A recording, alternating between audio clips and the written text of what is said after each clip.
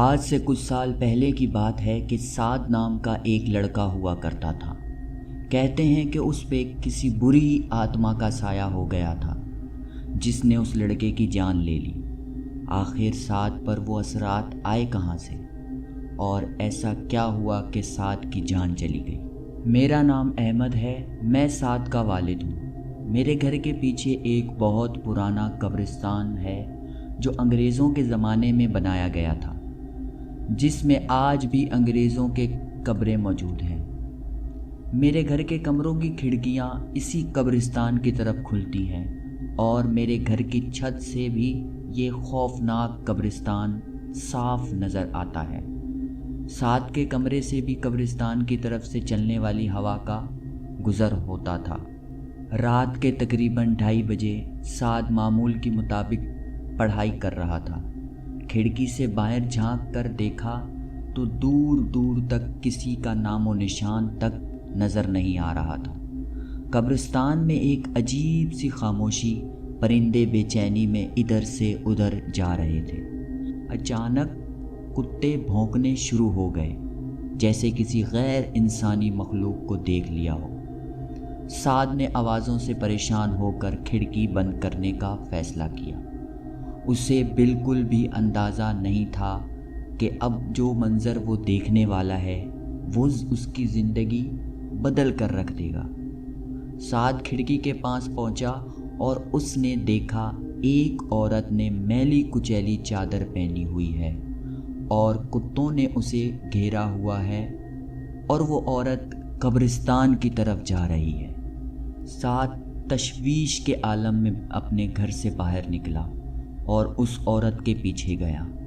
اتنی دیر میں وہ عورت قبرستان کے اندر تک جا چکی تھی۔ سعد نے سوچا کہ رات کے اس وقت قبرستان میں جانا ٹھیک نہیں، لیکن اس کا دل کچھ اور ہی کہہ رہا تھا۔ بس پھر وہی ہوا جس کا ڈر تھا۔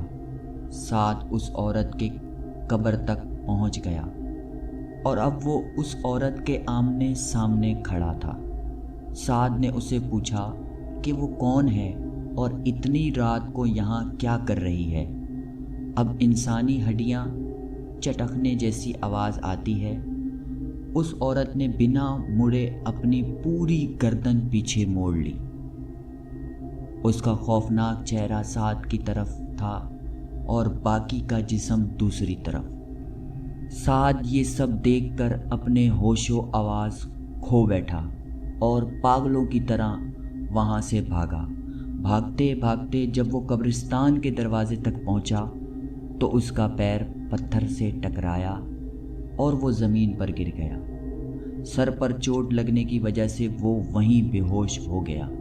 صبح ہوئی تو میں نے اپنے بیٹے سعد کو وہاں بے ہوش پایا۔ میں اسے اٹھا کر جلدی سے گھر لے آیا اور اس نے ہمیں رات کو ہونے والے حادثے کے بارے میں بتایا۔ بس اسی دن سے اس کی طبیعت خراب رہنے لگی اور اسے عجیب سے دوڑے پڑنے لگے۔